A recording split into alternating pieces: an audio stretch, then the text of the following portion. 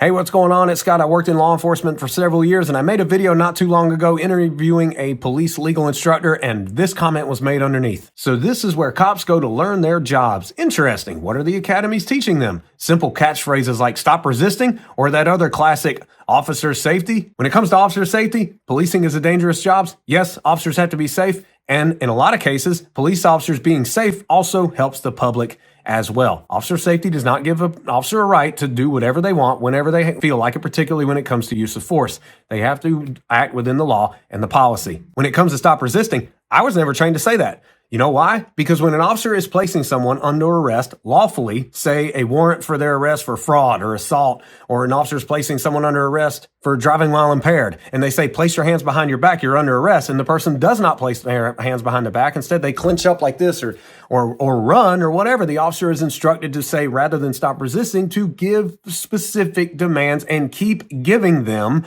in a professional tone. Sir, place your hands behind your back. Ma'am, place your hands behind your back, you're under arrest. That way, when it goes to court, it is very clear that the officer was giving very clear instructions. However, I also want to address, what do people learn at the police academy? Well, where I'm from, it's called basic law enforcement training. So here is a curriculum. It can give you a general idea of what police officers are taught. The first thing right out of the gate is ethics for professional law enforcement. I'll never forget whenever I was in rookie school and there was an instructor up there. He said, you know what integrity is? It's doing the right thing even when nobody's watching. The next thing is they jump right into physical fitness because we want fit cops. I know it doesn't always happen. Police officers need to hold themselves accountable and be responsible to work out, but that's the next thing. And then after the physical fitness instructors come in and talk about what the fitness plan is for the remainder of the students' time in the rookie school, these students get approximately 28 hours of instruction of arrest, search, and seizure and constitutional law. This is crucial because police officers have to know when they can and cannot search somebody or a car or a residence or a commercial building. Whatever the case may be, they have to know this stuff. And I was very grateful to have some excellent arrest, search, and seizure and constitutional law instructors. They taught it very well, and I retained it very well. And fortunately, I worked in a busy patrol district where we had to implement it correctly numerous times. And if you don't, there's consequences, and also cases can be dismissed in court. And then there's the alcohol beverage control. That's a pretty short class. And then another big one, elements of criminal law. Police have many laws that they're going to be out there enforcing, and they need to know the elements of that law. And it is hours and hours of instruction on that. Unfortunately, I had an instructor where he read out of the crimes book word for word. It was so tedious.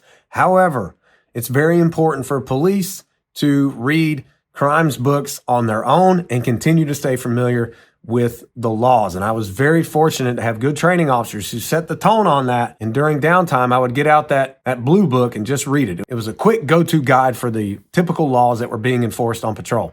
The next one, communication skills for law enforcement officers. So you have ethics, the law, and then communication skills, because what is every police officer going to do pretty much every shift? No, it's not going to be in a gun battle. No, it's not going to be in a chase. It's going to be communicating with people. There's a high probability that you're going to be doing that with people on every single shift. You got to be a good communicator. Bottom line, if you want to learn more about that, check up here to this video. The next one is law enforcement communication and information systems, followed by juvenile law. Juvenile law is so tough because there's a lot of fine print with the juveniles, but it doesn't give officers any leniency. You have to be accurate in how you handle cases involving juveniles. And then there's field note-taking and report writing, fingerprinting, interviews. Interviewing is a very important skill. I, for one, struggled with it a lot. Take your time, be patient. And if you want to learn some other good advice about interviewing, check up here for another video. Then there's responding to victims in the public. And then there's course hours on domestic violence. This is crucial because domestic violence situations not only have a legal aspect to them, but they can be very dangerous, very fast, out of nowhere. I'm speaking from experience on that. Next is impartial policing and implicit bias. Then there's criminal investigations, subject control, and arrest techniques. To which, let me tell you, if you think that what you learn in subject control and arrest techniques is going to get you by for the rest of your career, nope, not going to happen. Certain techniques have to be instinctive. Therefore, if you follow me, you're going to hear me say it again.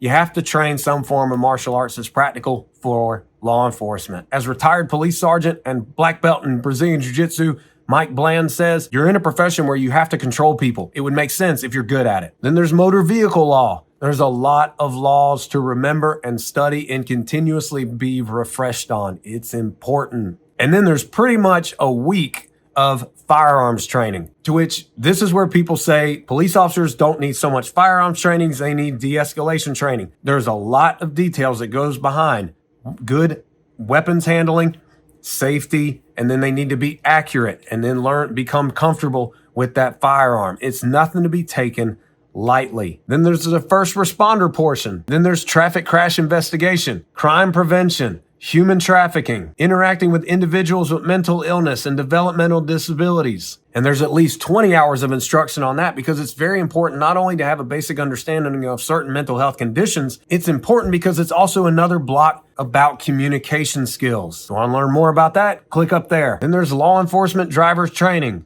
in-custody transportation, anti-terrorism, techniques of traffic enforcement. Another important topic because traffic stops can become so dangerous so fast. Explosives and hazmat, patrol techniques. This is where you learn about how to clear a room if you respond to a building where there is someone inside after a B&E or something like that, or you learn the tactics of drawing them out and creating perimeters. You learn basic patrol techniques. One piece of advice I have is always communicate with other officers. Communicate. Then there's crowd management, controlled substances, sheriff's responsibility, detention duties, and then sheriff's responsibilities, court duties, thus obviously leading the way into preparing for court and testifying in court. And then last but not least, it's one of the hardest subjects to pay attention to because it's just so tedious. But if someone ends up working at a county sheriff's office and they are in the civil unit, they need to know civil process law. That was hard, I remember, but it is on the state exam, and that closes out the curriculum. Person has to pass all blocks of instruction, a physical fitness test, the state exam, and from that point, if they're not already hired by an agency, they need to apply and get hired as long as they're certified through the state to work as a law enforcement officer. All in all, it totals close to over 650 hours of instruction. It's all very important, but the learning does not stop there when someone gets out of the police academy. Absolutely not. They go into field training, and then they must continuously learn. Even when you're on patrol and not in a formal class, if there is downtime, take time to learn. And that's why I made that video about constitutional policing that person commented on. Thank you for the comments. I'm glad I can answer some of the questions or just give a little feedback based on the comments. I look forward to talking to you again in another video. Take care, and may God bless.